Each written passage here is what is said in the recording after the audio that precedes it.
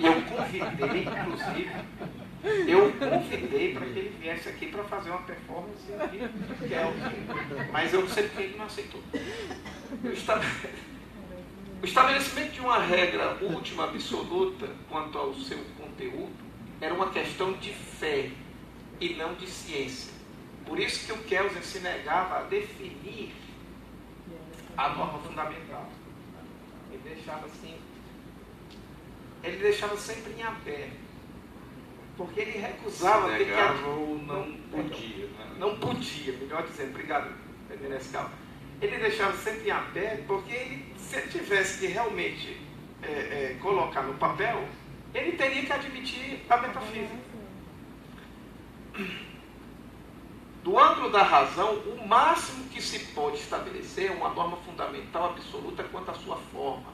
Ressalta-se a distinção entre norma fundamental no sentido de primeira norma posta, que seria a Constituição, do sentido da primeira norma transcendental, a condição de impossibilidade de um ordenamento jurídico ou moral. É o tal do como se, né? Eu queria depois que o Dr. Menescal falasse um pouco mais disso. Esta última norma não é posta por nenhuma autoridade, nem prescreve nenhum conteúdo específico. Ela apenas obriga o pensador a tomar um conteúdo prescritivo posto como o primeiro de uma série. É um pressuposto formal da razão normativa. Vocês entenderam, né? Ficou bem claro. É por isso que ele está rindo da cara da gente. Porque ele falou e não disse o que deveria dizer. Enrolou, tentou dar uma explicação fundada. Essa norma é simplesmente fundada na razão humana, e pronto, e acabou-se. Mas fica assim, mas como ela surgiu? Como é que ela surgiu na razão humana? Lembra muito a biogênese. Pronto, é uma boa comparação. E, para encerrar minha participação aqui, por enquanto, nessa primeira fala, pode passar o último slide? Já está, né? Esse é o Kelsen já velho, ao lado da sua esposa. Faleceu com 92 anos de idade, às vésperas de fazer 92. Em suas primeiras formulações, norma fundamental, ela é hipotética ou fictícia. Durante muito tempo, lá na graduação, a gente falava quase que automaticamente, norma hipotética fundamental. E eu quis, nesse meu último slide aqui, corrigir. Ela era norma hipotética fundamental na primeira versão da teoria pura do direito, quando o Kelsen adotava a teoria do juiz hipotético.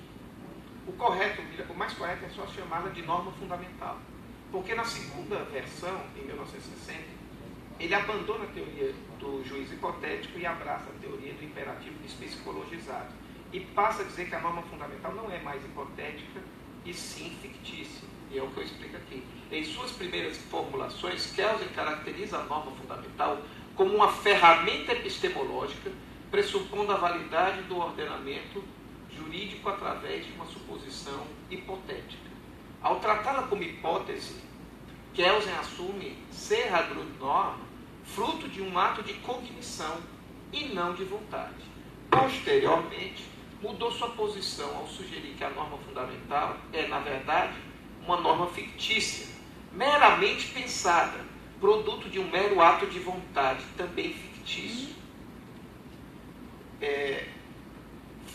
Fortemente influenciado pela teoria do como se, de Wallinger, o Dr. Menescal vai explicá-la aqui melhor na fala dele, Kelsen passa a defender que a pressuposição da norma fundamental envolve uma importante correlação entre vontade e cognição, na medida em que essa ficção envolve também a pressuposição de uma autoridade também fictícia responsável por emanar a norma fundamental.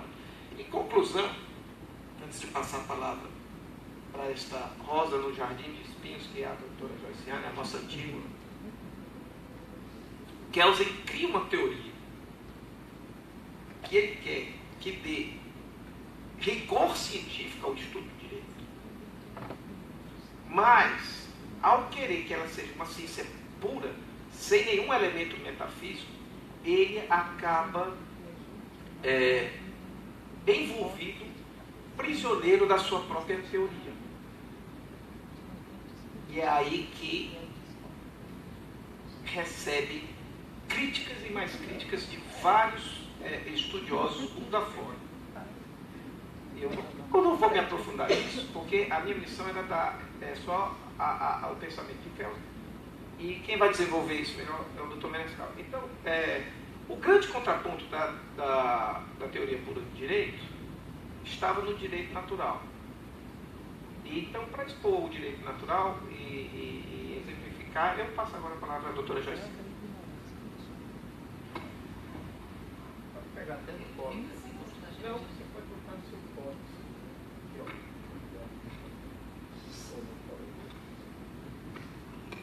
Bom dia a todos.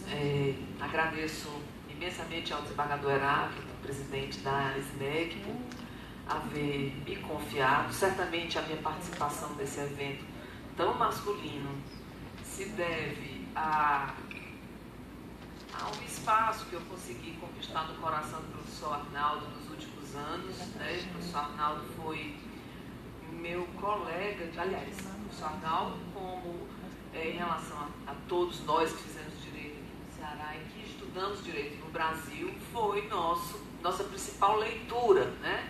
Foi o nosso choque e a nossa alegria.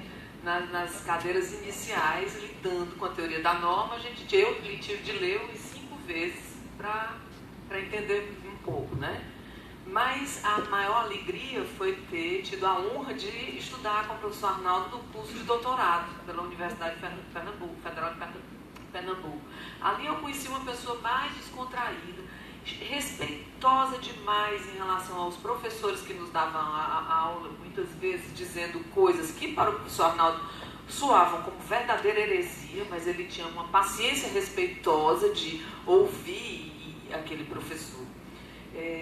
Mas eu não cumprimentei ainda a família, né, do professor Arnaldo, na pessoa da doutora Miriam, que é muito querida. É assim, a expressão para mim é até um tanto difícil.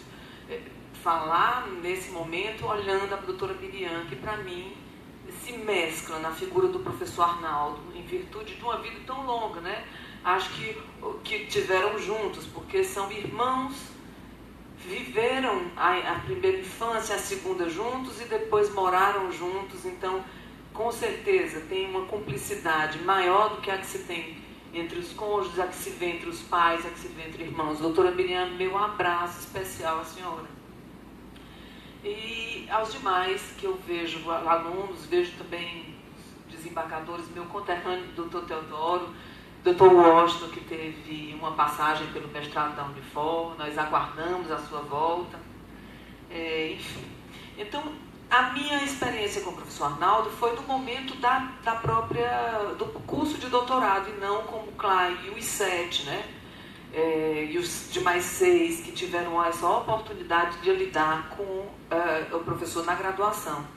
Mas, não só no curso de doutorado, mas também depois, integrando o programa de pós-graduação em Direito da Unifor, foi com o professor Arnaldo que eu tive inúmeras conversas nos nossos turnos matutinos entre as aulas. E ali eu aprendi muito. Inclusive, o cuidado que ele tinha com as pessoas de quem ele gostava se transbordava, porque o professor Arnaldo lia os artigos que eu escrevia, fazia observações as quais eu nunca esquecerei e que sem dúvida contribuíram muito para alguma qualidade que se possa achar nos artigos que eu ainda venho fazendo.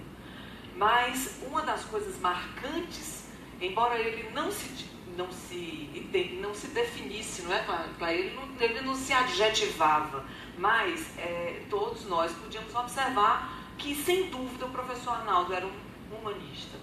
E esse humanismo... Mas, se você me permite, ele dizia até o seguinte, então o 11... Tá no 11. Tem um antes, então. Tem um antes.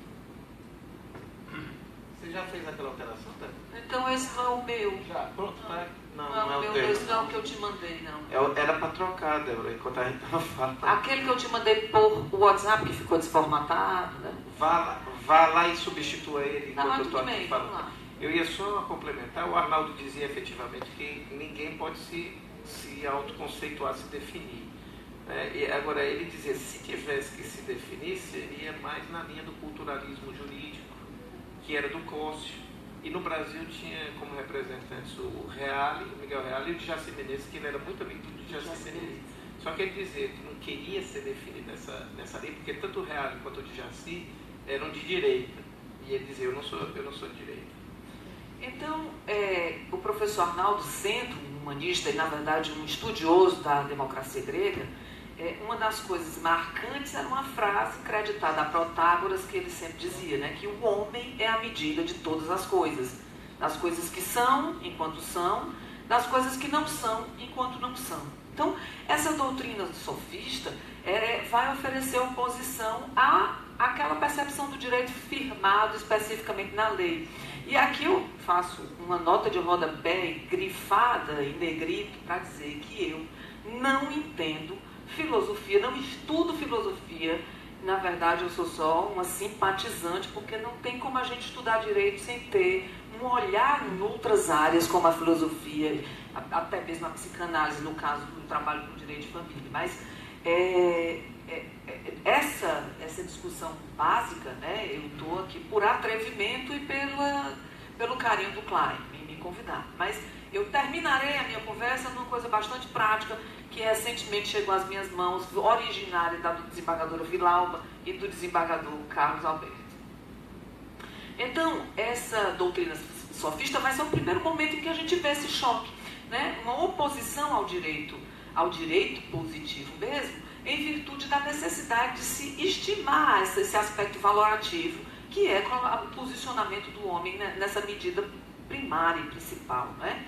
Mas no momento em que Antígona, que seria essa referência tão reiterada do professor Arnaldo e dos seus discípulos, o Flávio, por exemplo, ainda hoje faz a encenação junto com os seus alunos dos primeiros semestres, e isso, sem dúvida, funciona como de forma muito eficaz, porque é mais concreto para que os alunos venham a perceber isso. Mas, enfim, nesse momento histórico se vê que o homem helênico vinha retirando o seu olhar do Olimpo e fragmentava um pouco aquela ideia do herói homérico, pleno de virtudes, ideal para o combate, excelente no domínio da palavra, na lealdade, enfim. Então, uma certa crise que se via naquele período de povo levava a que as poesias retratassem muito bem os dramas, especialmente os confrontos entre os valores primários e basilares e o que se experimentava naquela época, naquela fase. Então, o conflito entre uma ordem pautada em decisões reais, distanciada das orientações dos valores que formavam o povo helênico, né, vai ser muito bem delineada nessa tragédia, que fala dos filhos de Édipo, especialmente do posicionamento da filha Antígona, né? Então, era, na verdade, os poetas que funcionavam como se fossem educadores e resgatadores dos valores que seriam o pano de fundo da consciência moral grega, né? Ensinavam, portanto, por meio das tragédias, um retorno ao viver bem. Mas, enfim, essa tragédia, o Klein teve a gentileza de descrever rapidamente, de forma sintética, mostra que Antígona, acho que você pulou lá, mas enfim, Antígona era uma das filhas de Édipo e que tinha, na verdade, são 4 filhos dessa tragédia, né, envolvidos. Quando ele foi exilado para Tebas, e até ela e a sua irmã Ismene, né, ficou com ele até a morte. Quando retornam, elas tentam, as duas irmãs, equacionar um conflito que existia entre os 2 irmãos, que seriam Eteócles e Polinice. Mas desse mal-estar familiar, a tragédia foi só se expandindo. Os 2 irmãos em lutas se mataram e o tio materno, né, de Antígona, queria destinar, e de fato destinou, um sepultamento heróico para um, que teria sido Eteócles, e uma condenação à ausência, à falta desse sepultamento para Polinice, né? Dessa decisão, por um édito real, ele também dizia que condenaria à morte quem ousasse descumprir o édito do rei, né? Então ali tinha uma regra dizendo como seria o sepultamento de um irmão e como seria a desgraça do outro pela ausência do sepultamento. Ou seja, a norma válida e legítima porque era válida. Ela era, do ponto de vista kelseniano, a legitimidade estava na própria validade, né? Quer dizer, ela vinha elaborada por alguém que tinha autoridade conforme as regras. Só para enfatizar que alguém ficar insepulto na cultura grega era de grande gravidade. Era uma condenação pior que a morte. Alma penada, né? A alma penada vem daí, a história da alma penada. Porque se você não tivesse, o seu corpo não tivesse no descanso, né? A sua alma também não descansaria.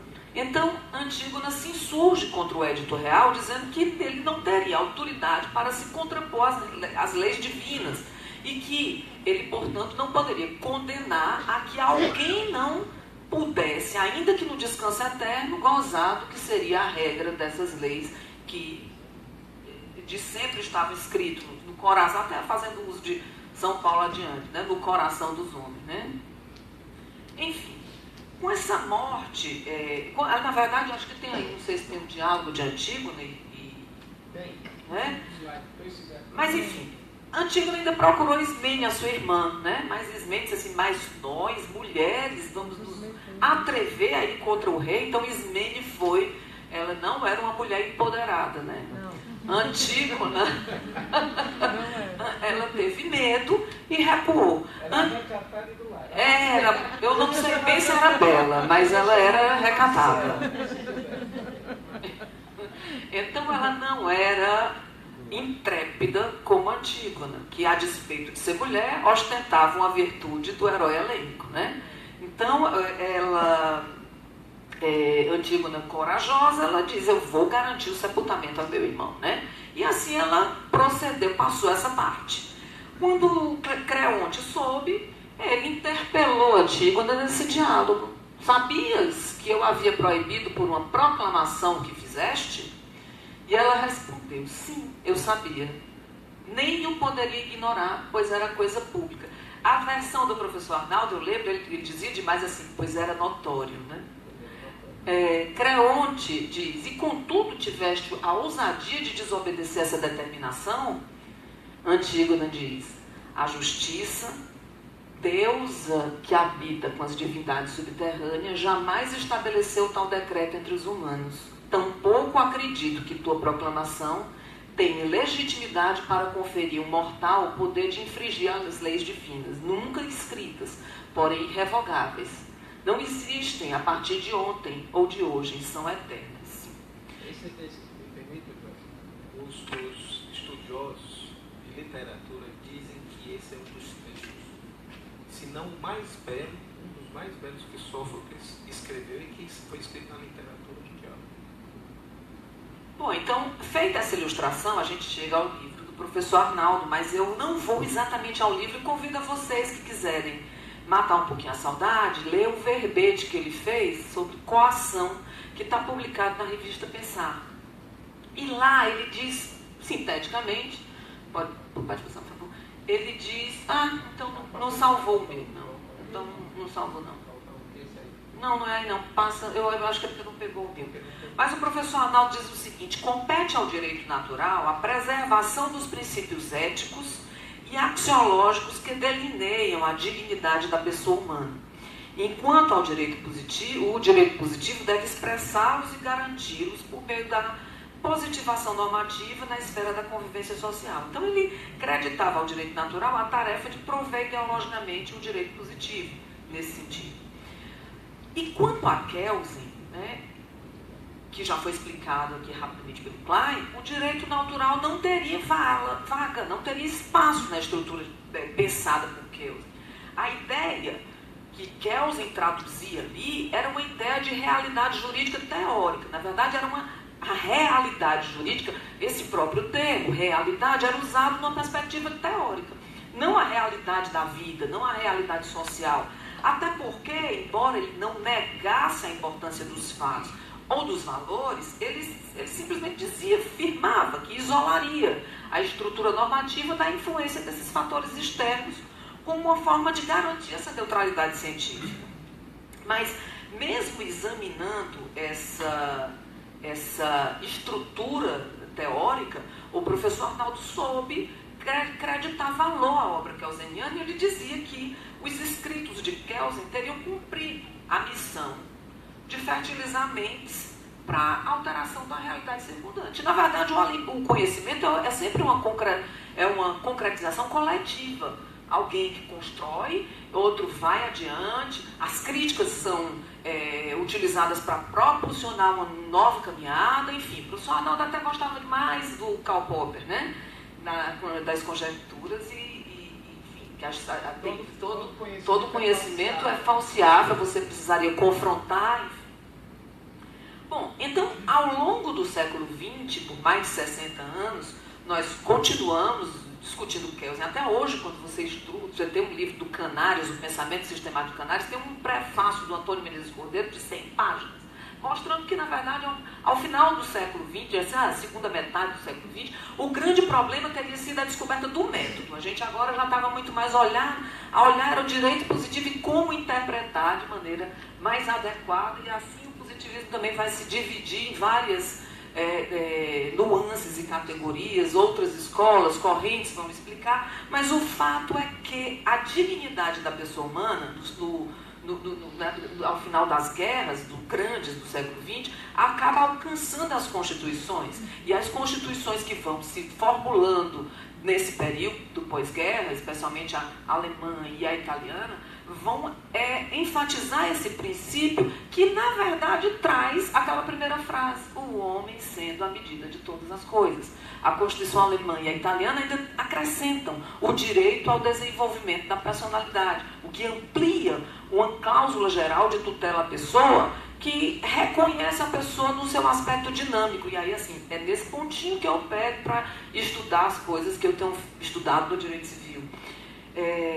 Mas enfim, toda a trajetória do constitucionalismo do final do século XX vai apontar a emergência dos direitos fundamentais, a sua incidência nas relações privadas, mas Kelsen continua sendo discutido ainda hoje nos nossos textos, inclusive textos importantes do direito civil. Tem arautos do pensamento kelseniano ainda hoje questionando uma interpretação mais arejada pelos princípios constitucionais. E isso na tentativa de evitar o que Kelsen já chamava de risco do sincretismo metodológico. Quer dizer, será que nós vamos ficar presos a uma estrutura normativa infensa à realidade, aos valores, para evitar riscos de um sincretismo religioso? Só se nós formos um prato de papa. Então, o que o professor Arnaldo questionava demais era que, embora se acreditasse valia esse pensamento, não tinha como você tratar o direito como se fosse a partir de um mundo improvisado. O termo que o professor Arnaldo usa é um mundo de improviso, que seria essa realidade jurídica proposta pelo mundo do direito em Kelsen. Enfim, então o Cláudio, já está me chamando? Eu estou por volta? Não? Então posso não por... tá. Então pensei que era... Então, esse mundo de improviso é muito posto à prova com as crises. As crises desestabilizam essa falsa segurança esboçada pela estrutura kelseniana, que inclusive é muito utilizada junto com a escola histórica para sustentar um direito civil. Me desculpa, porque eu só estudo um pouco de direito civil, então eu fico puxando aqui para essa escola histórica e o positivismo kelseniano, que vão sustentar todas as críticas que se opõem hoje às soluções praticadas pela aplicação de um direito civil atento às normas constitucionais. Porque, assim, hoje a gente já pode experimentar todo esse aparato dos valores nos nossos princípios constitucionais. Ali nós temos um conjunto de princípios que podem muito bem definir o conceito de justiça do nosso tempo presente, da nossa sociedade aqui, né? Quer dizer, nós temos ali a ideia de justiça já, né? Eu estou pulando do jus naturalismo do Arnaldo, vocês vão me desculpar aí. Bom, nesse sentido, nós temos essa preocupação, inclusive, já pulando aqui bastante, dos tribunais. E, a despeito das críticas que se vem fazendo, levantando, só erguendo, eu acho até estranho, o pensamento do Kelsen em artigos científicos datados de 2015, 2016, para criticar a solução de conflitos na área da família, na área da personalidade. E isso a gente encontra soluções diferentes aqui no nosso próprio tribunal. E aí como é um evento da Escola da Magistratura Cearense, eu achei por bem, infelizmente a minha projeção não deu certo aqui, mas eu achei por bem trazer para ilustrar a nossa conversa. Uma decisão é creditada o relatório coube à desembargadora Maria Vilauba Fausto Lopes, numa apelação civil que pediu alvará judicial para cremação. Então, a cremação, embora hoje seja até uma alternativa tem gente que hoje em dia opta pela cremação, né? Declara em vida que quer cremação, não era uma coisa muito comum na nossa formação. Não sei se a Igreja Católica não aprova, não sei, mas o fato é que a nossa lei de registro público estabelece algumas exigências quando se trata, quando é necessário o sepultamento, e quando é necessária a cremação também se pede, adiciona algumas exigências. As próprias funerárias ou os estabelecimentos que fazem esse tipo de coisa requerem a declaração de vontade da pessoa, já ainda manifesta ainda quando em vida, e na falta disso, uma declaração da própria família dizendo que isso seria a vontade do morto e teria sido esboçado em vida. Bom, mas esse caso chega ao Tribunal de Justiça por quê? Porque em sede de primeira instância foi negado em virtude do conflito do nome, do prenome da morta na documentação da filha. Então era o nome da pré-morta, tinha o radical preservado, mas alterava discretamente no documento da filha, muito embora outros dados e documentos mostrassem um vínculo de filiação. Escritura declaratória de pessoas que conheciam confirmava a declaração. Então, a emergência da solução não podia esperar uma retificação de registro. E, pautando-se nos princípios constitucionais e, inclusive, no direito geral de personalidade, que se estende para uma fase pós-mortem, a desembargadora Vilauba concedeu o alvará. Essa notícia, acho que foi provocada pela Defensoria, estava tanto na página da Defensoria quanto eu vi essa referência. Pedi ao gabinete e me cederam gentilmente o relatório. Até lembra a história de Antígona.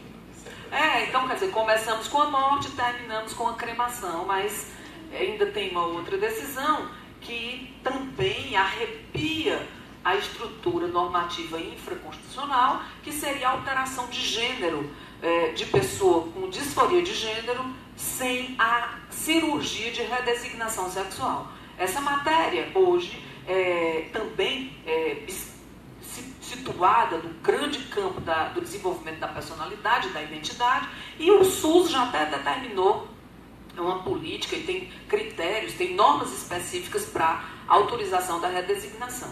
Feita a redesignação, os tribunais passaram a acolher a mudança do gênero e mudança do nome, muito embora muito antes os nomes já podiam ser alterados. Mas a mudança do gênero vinha, ao longo de muitas decisões, condicionadas à realização da cirurgia.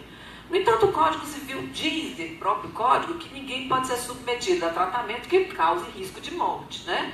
Então, demais, o estado da arte nas áreas correlatas mostra que gênero não está identificado com a sexualidade, com o órgão sexual que o sujeito carrega.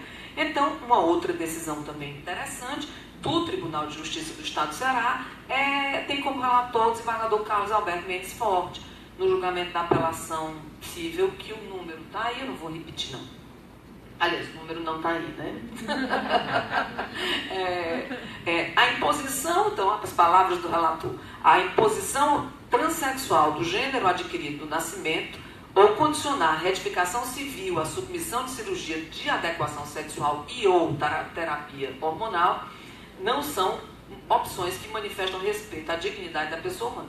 Na verdade, se você pensar a dignidade da pessoa humana como integridade psicofísica, liberdade, igualdade, solidariedade, realmente a cirurgia não seria um instrumental inexorável à afirmação de uma identidade. Mas a construção do voto vai utilizar muito mais de princípios do que as regras do direito civil ou da lei de registro público. Então, em síntese, e por lembrar esse texto muito, professor Arnaldo, porque eu vou falar agora só para encerrar minha participação, de um jurista português chamado Antônio Manuel Espanha.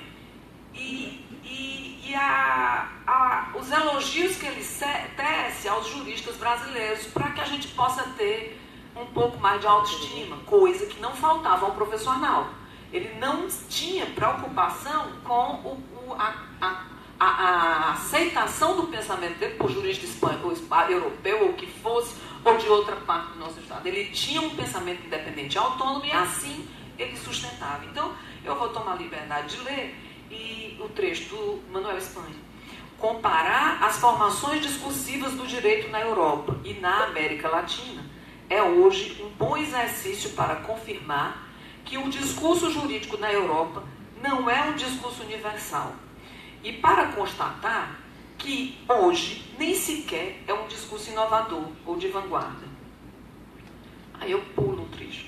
A autonomização do discurso jurídico brasileiro como campo de análise assume o que na América Latina emerge hoje como uma formação discursiva específica no campo do direito, caracterizada por uma estratégia particular dos juristas, por um recorte especial do campo do direito relativamente a outras normatividades, pela emergência de temas e valores próprios, pelo uso de modelos argumentativos sui generis.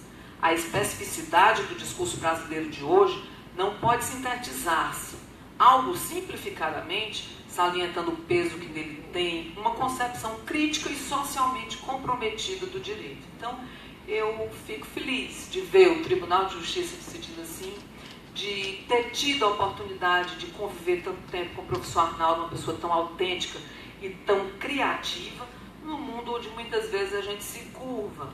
Não que a gente não respeite as influências que a gente pode aprender, mas sempre acreditando que nós também somos agentes criativos dessa mudança. Obrigada. Passando a palavra agora para o doutor Menescal para encerrar a nossa participação. Bom dia a todos. Quem fala por último já leva a desvantagem de eventualmente repetir o que os antecessores falaram, não é? Mas enfim, meu nome é José Menescal de Andrade Júnior, eu sou advogado, me formei na Universidade Federal do Ceará, na nossa Faculdade de Direito da Universidade Federal do Ceará, e tive o privilégio de ser aluno do professor Arnaldo na graduação. Fui aluno dele também na pós-graduação, em Direito Processual Civil, e fui aluno dele também em outros cursos extracurriculares. Eu cumprimento aqui o desembargador Teodoro, o Heráclito, meu amigo Clay, a professora Joiciane, minha doce Flávia, como diria o Boechat com a mulher dele, minha mulher que está aqui presente, minhas sócias, Ana Paula e a Xerná, e bom dia a todos. Antes de mais nada, eu gostaria de primeiro manifestar alguns sentimentos que permeiam a minha participação e segundo, registrar um fato ou uma advertência que deve preceder a minha apresentação. Os sentimentos são de grande satisfação e contentamento por prestar essa homenagem pertinente e justíssima, ainda que simples, ao professor Arnaldo Vasconcelos, e eu fico mais emocionado ao ver a família aqui presente, e por encontrar tantos amigos aqui no seminário, José Vidal, membro do WC Fields, meu amigo Arnaldo, Emílio, Alcides. E aproveito para dizer que, segundo o pensamento do professor Arnaldo, manifestação de sentimento ou de pensamento já é uma prova da existência da metafísica. E voltando ao fato, a advertência... Menescal, você está tão emocionado que você chamou o Martoni de Arnaldo e o Márcio de Emílio. Desculpa, meu amigo Martoni. E o fato e a advertência a que eu também me refiro é que, na realidade, eu ocupo esse microfone por razões, digamos, históricas, não propriamente por razões de cátedra. Eu sou advogado, costumo frequentar fóruns de tribunais, escrever e desenvolver o ofício de advogado, que é, em suma, estudar, convencer e pedir. Sendo assim, eu peço a condescendência de vocês por ter a ousadia de também vir aqui expor sobre um tema tão complexo, mas tão palpitante e que nos causa também emoção. Quando eu me refiro às razões históricas, eu me refiro também ao fato de que esse seminário nasceu, como dito, vou repetir, da iniciativa de alunos do professor Arnaldo, membros do Instituto W.C. Fields, do grupo no qual naturalmente eu me insiro. Nós desse grupo participávamos dos encontros aos sábados pela manhã, como falou o Klein, para discutir e ouvir o professor Arnaldo sobre filosofia, sobre direito, cinema, artes, isso quase sempre depois de uma noite de sexta-feira, noite etílico-musical, numa fortaleza mais provinciana. Infelizmente nós perdemos o restinho de provincianismo que nós tínhamos, fortaleza mais lírica e sem ser essa fortaleza agressiva, infelizmente, nós vivemos hoje.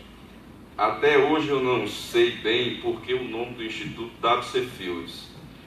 Eu acho que o professor Rômulo, que acaba de chegar, meu orientador do mestrado, um homem, eu só me orientei na vida depois de conhecê-lo. Eu acho que o Rômulo, o Márcio Diniz, que não sei se está aqui, podem. É o Emílio. O Emílio que você viu. É muito parecido, né? A mesma cara. Muito bem. Eu sei que o W.C. Fields era um comediante americano, ator comediante americano, que fazia a performance de um personagem um tanto quanto misantropo e que gostava de beber, que teve uma certa projeção no cenário artístico dos Estados Unidos. E me lembro... Nós usamos esse nome, inclusive, porque botar Instituto João Canabrava ficava muito feio. Então, W.C. Fields dava a impressão que era um filósofo. E eu me lembro que nós falávamos muito de uma espécie de escritor maldito americano, Charles Bukowski, que teve uma vida muito atribulada desde a infância, mas se encontrou na literatura, uma espécie de literatura maldita, mas escreveu roteiros de filme, inclusive o Barfly, que é famoso, e nós sabemos que na história dele, ele às vezes tinha que desafiar lutadores em luta de rua para ganhar dinheiro, para depois ir beber. Mas enfim, o que eu quero dizer com isso é expressar o clima, a atmosfera em que nós vivíamos na época, e com a frequência nos encontros de sábado, o professor Arnaldo influenciou muito na minha vida pessoal e acredito que na dos outros estudantes da época, e com reflexos até na nossa vida profissional e na vida pessoal. Portanto, mais que justa e oportuna essa homenagem, sinto muito prazer e honra de participar dela. Feitas essas considerações introdutórias, vamos ao tema. O Clay, a Joyciane e eu dividimos essa exposição e me coube falar sobre a crítica do professor Arnaldo à teoria pura do direito e a Kelsen. E nada melhor para isso do que ir à fonte autêntica e específica de tais críticas, ou seja, a própria obra do professor Arnaldo. E as principais fontes que nas quais nós bebemos foi a clássica teoria da norma jurídica do professor Arnaldo. Na faculdade nós lidávamos muito com a obra. Eu li, quando estudante, li várias vezes o livro para conseguir entender. E a teoria pura do direito, repasse crítico de seus principais fundamentos, essa obra aqui, que é uma síntese da crítica do Arnaldo à teoria do jusfilósofo austríaco. E também uma palestra que o professor Arnaldo proferiu no dia 11 de outubro de 2013, por coincidência 11 de outubro é o dia de nascimento do Kelsen. Eu não sei se houve uma coincidência ou se foi de propósito, foi significativo. Foi de coincidência? Então, mais interessante ainda. Proferiu uma palestra que eu recomendo a todos assistirem, está no YouTube, né? Então, essa palestra já foi referida aqui, interessantíssima, e é sintética do pensamento do professor Arnaldo, e é muito bom ouvir já falada aqui uma certa ironia e um tom inquisidor e provocativo que o professor Arnaldo tinha, que era muito bom quando a gente já o conhecia e era assustador quando nós éramos alunos dele pela primeira vez. É natural que, ao abordar um tema, principalmente um tema metafísico, filosófico, se busquem classificações, rótulos, filiações de autores. Isso eu busquei muito quando estudante, para organizar melhor e entender melhor as ideias.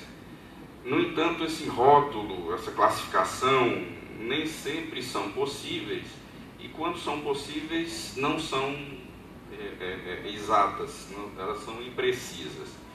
Mas quanto ao professor Arnaldo, ele próprio, e aqui tudo que eu estou dizendo aqui eu procuro ter prova nas fontes que eu falei aqui, ele próprio dizia que, pasmem, que não era justnaturalista, que não era justpositivista, que não era de direita e que também não era comunista.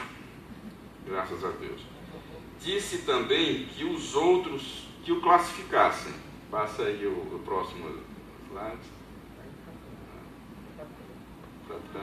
Pronto. Tá aí. Não, o outro, no anterior, né? Já tem lá. Ao ser indagado como ele se considerava, se ele se considerava um justnaturalista, ele disse: os outros que me considerem, eu não vou me classificar. No entanto... Deixa eu, por favor, fazer uma intervenção, que ele dizia o seguinte: porque se você não é justnaturalista, que você fala tanto de direito natural, ele dizia, porque era isso que faltava, na visão dele, na teoria kelseniana, o contraponto, mas daí para ser justo, e que causava 11 em cada 10 pessoas achava que ele era justnaturalista devido a falar tão frequentemente disso, mas era o contraponto, na verdade, que ele trazia o direito natural como contraponto da teoria do Kelsen. Eu queria só também pedir uma outra palavra aqui fora. A professora Joyce tem uma viagem que ela tem que estar no aeroporto 11 horas, um pequeno atraso, e eu vou pedir para nós darmos licença para ela, senão ela perde o voo. Agradecer Então, obrigada a todos. Doutora Miriam, meu abraço. Sei que a senhora sabe que o seu irmão é parte da história de cada um aqui, da história do pensamento jurídico brasileiro. Obrigada.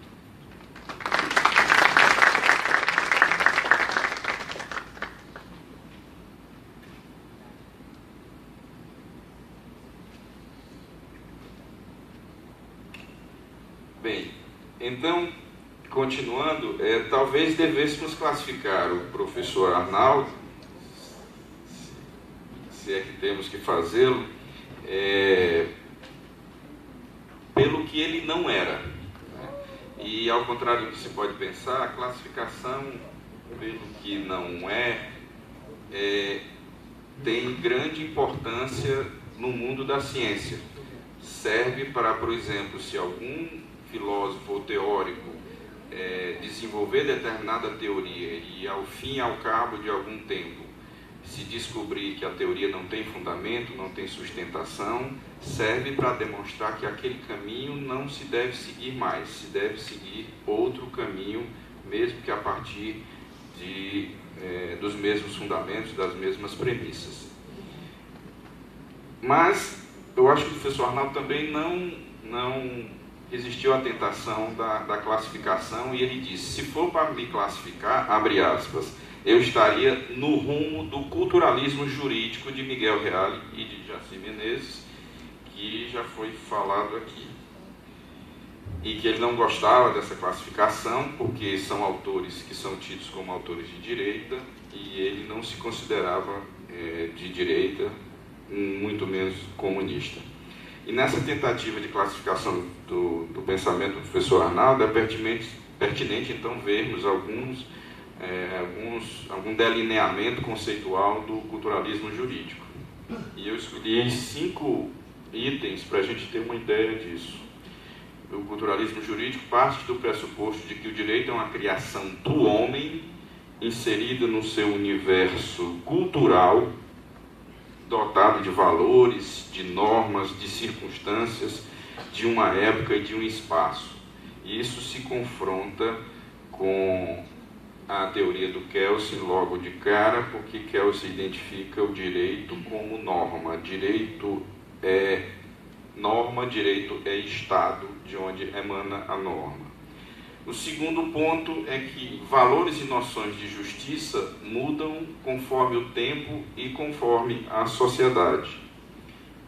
Isso também se choca com o rigorismo da teoria do justo filósofo austríaco. O terceiro ponto é que o direito é composto de 3 dimensões indissociáveis: a dimensão fática, a dimensão axiológica e a dimensão normativa. Fato, valor, norma, teoria tridimensional de Miguel Reale, que era culturalista também. A 4, que a norma dispõe sobre comportamentos, mas não pode ser isolada em si mesma, deve ser concebida e aplicada conforme a dimensão axiológica e as circunstâncias que podem mudar com o tempo. 4. Kelsen pensou o direito como uma configuração de ideia, como sendo ele mesmo, o direito, a realidade jurídica, desprezando os aspectos extrínsecos da ciência jurídica, que, ao ver de Kelsen, não interessavam à ciência jurídica e deveriam ser tratadas por outros ramos do conhecimento humano. O direito não é algo abstrato, situado somente na norma, pensam os culturalistas, como pensou, diferentemente do que pensou Kelsen. O direito é vivido pela dinâmica da sociedade, que muda ao longo do tempo. O direito é o resultado de usos e costumes de um povo, com seus valores e sua noção de justiça, que mudam com o tempo. Aqui, sem a pretensão do esgotamento do tema, muito menos de uma precisão cirúrgica, se situaria ou se classificaria o pensamento do nosso professor Arnaldo. Quanto à sua crítica à teoria pura do direito, note-se que o professor Arnaldo considera a teoria pura do direito de Hans Kelsen como a de maior repercussão em todo o século XX, tanto pela, abre aspas, diversidade e amplitude de seu conteúdo material, quanto pela própria postura de Kelsen de enfrentar e defender as inúmeras críticas e ataques que a sua teoria sofreu. Era um mérito, uma virtude de Kelsen, e eu entendo isso como uma honestidade intelectual, uma honestidade científica e uma coragem científica, coragem intelectual. Ele era atacado por juristas do mundo inteiro e ele fazia questão de sempre responder, escrever a quem o atacou, replicando, né? Para dizer, não, mas isso assim é por isso, por aquilo outro. Então, ele era não só o autor, mas o profeta da sua própria teoria. É verdade. E ele fazia isso, inclusive, comparecendo a seminários e a congressos em que exatamente para responder e discutir aberta e francamente as críticas que eram assacadas contra a sua teoria do direito, e fez isso durante todo o século XX, até a sua morte em 1973.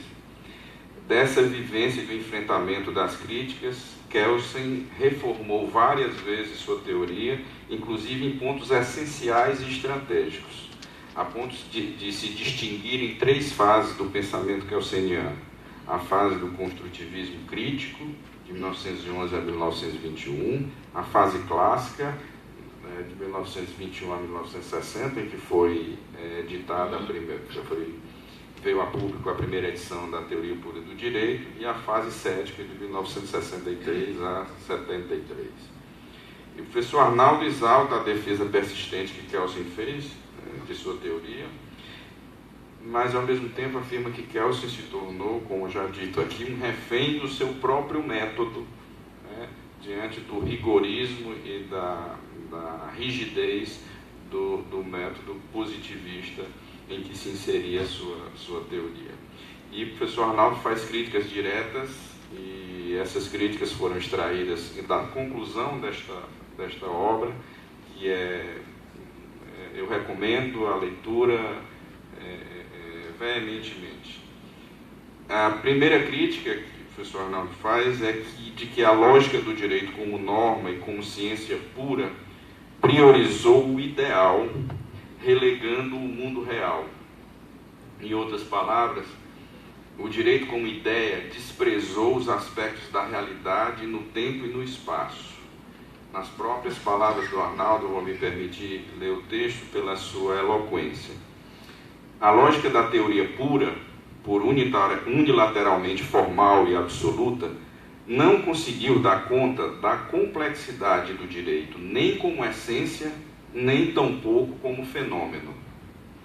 Satisfez-se com imobilizá-lo, tornando Kelsen demais refém do seu método, que tudo dirigia no rumo da via única da realidade ideal ou mental. O mundo fenomênico, a vida das relações entre homens socialmente desiguais, com divergências em suas possibilidades e aspirações, nada disso lhe interessou. O motivo, muito simples: incompatibilidade com a pureza metódica.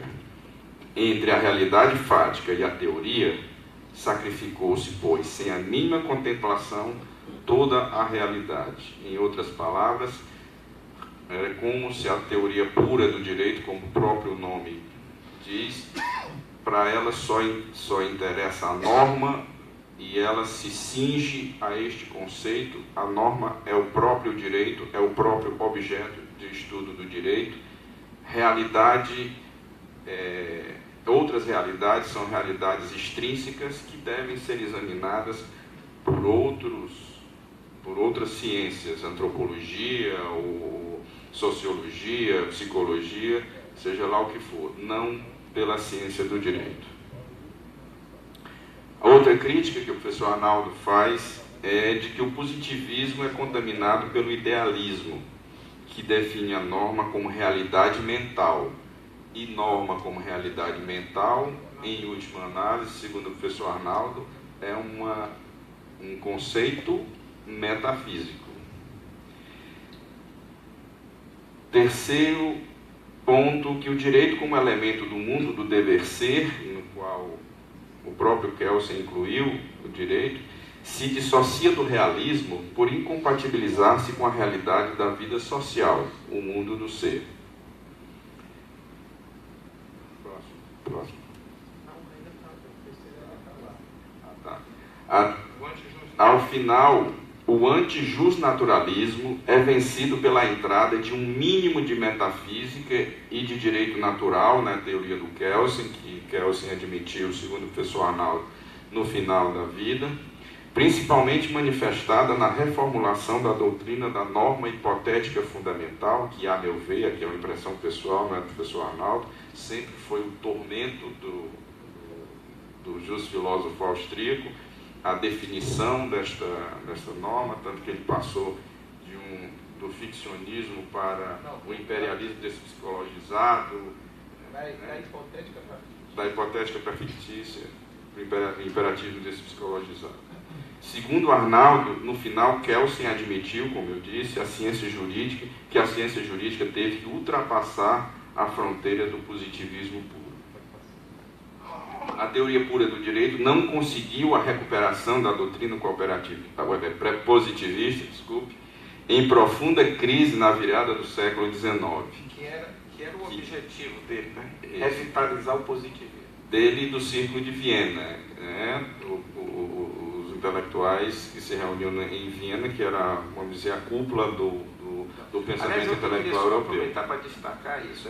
O positivismo jurídico ele surge como herdeiro da escola da exegese, que foi logo depois da Revolução Francesa, que dizia que o juiz deveria ser simplesmente a boca da lei. Ele não poderia, a interpretação teria que ser literal, etc.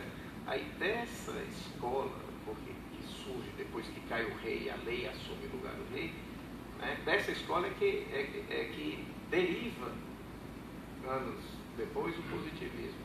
Aí ele já está em decadência quando o Kelsen resolve revitalizar. Exato. Porque o Auguste Comte nasceu no final do século XVIII e viveu até o segundo quadrante do século XIX, e o positivismo já no final do século XVIII já estava em sérias críticas. Nós temos pouco tempo. Eu vou finalizar então. Com lendo outro trecho do Arnaldo, que é bastante eloquente, ainda na crítica dele, que ele faz à teoria pura do direito, em que ele diz que, bem ao contrário do que pretendiam esses movimentos, a teoria do direito, teoria pura do direito e o Círculo de Viena, durante essa época, a repulsa à doutrina positivista, isso já no século XX, só fez aumentar em todo o mundo, do que dá testemunho, o revigoramento que ele escorreu em paralelo da metafísica e da axiologia, a teoria dos valores. Na esfera do pensamento jurídico, o primeiro e o segundo renascimentos do direito natural, que se seguiram às duas grandes guerras do século passado, parecem ter selado definitivamente a sorte do positivismo. No entanto, Kelsen reconhece a primazia do direito positivo como princípio de conduta social das sociedades modernas. E aqui eu faço um parênteses meu, em que eu acho que a dor e a delícia do direito é exatamente a sua necessidade do direito positivo para ter a almejada segurança jurídica e, ao mesmo tempo, principalmente em determinadas áreas do direito, como, por exemplo, o direito empresarial, o direito das grandes corporações, em que é necessária e se pretende, se quer a segurança jurídica, e em outras áreas em que o direito tem que ser mais aberto, como a área dos direitos humanos, como a área dos novos direitos, e o direito vive sempre nesta flutuação entre o direito positivo e, vamos lá, o direito natural. Eu advogo numa área em que nós lidamos com um bem essencial, bem essencial, que é a saúde, uma área extremamente regulamentada, regrada, com normas de hierarquia legal e norma de hierarquia infralegal. No entanto, por lidar com um bem essencial, um direito natural, que é o direito à vida e o direito à saúde, frequentemente o Poder Judiciário, nos seus julgamentos, despreza a norma legal e a norma infralegal, que dentro da concepção de Kelsen tem fundamento de validade uma na outra e, portanto, são direito, é o direito positivo, é o direito que deve prevalecer, mas em função da efetivação do direito constitucional à vida, do direito constitucional à saúde, essas normas são desprezadas em decisões com fundamento nesses direitos fundamentais, o direito à vida e o direito à saúde. Por fim, eu vou me permitir, para finalizar mesmo, só ler uma parte. O que ficou de Kelsen? Uma parte Ó, nós temos meia hora, que sobra ainda 15 minutos que foi roubado da gente. Mas eu acho que... Mas eu vou prometer que eu com vou mais 5 agora. minutos, porque depois que o Menestrel finalizar, eu queria chamar um quarto participante aqui, que está aqui. Ele vai falar 1 minuto e 42 segundos. Ok. Depois Muito ele está bem. ali online. Ok. O texto é só esse. Abre aspas, Arnaldo escrevendo. Não nos parece correto, afinal, considerar Kelsen simplesmente um fracassado, como se tem repetido com certa frequência nos meios universitários. A dedicação de toda uma vida a uma causa intelectual nobre, qual seja a